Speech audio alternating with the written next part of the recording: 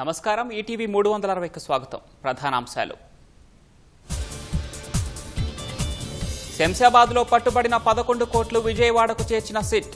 AP మద్యం కేసులో మరింత సమాచారం కోసం వరుణ్ విచారణ.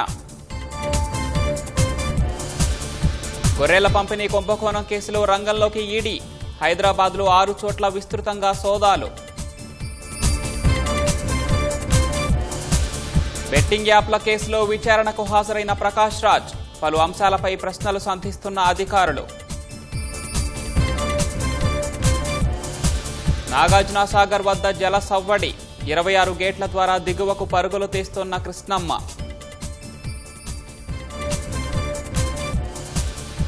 జమ్మూ కాశ్మీర్ పూంచ్లో ఎదురు కాల్పులు. ఎల్ఓసి నుంచి చొరబాటుకు యత్నించిన 2 ఉగ్రవాదుల హతం. జమ్మూ కాశ్మీర్లో ఎడతెరిపి లేకుండా కురుస్తున్న వర్షాలు. అమర్నాథ్ యాత్ర నిలిపివేత.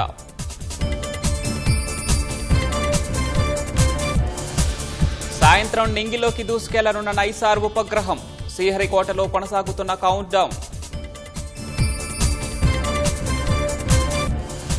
పసిఫిక్ తీర ప్రాంతాలను వణికిస్తున్న భారీ భూకంపం. రష్యా, జపాన్, హవాయి తీరాలను తాకిన సునామీ.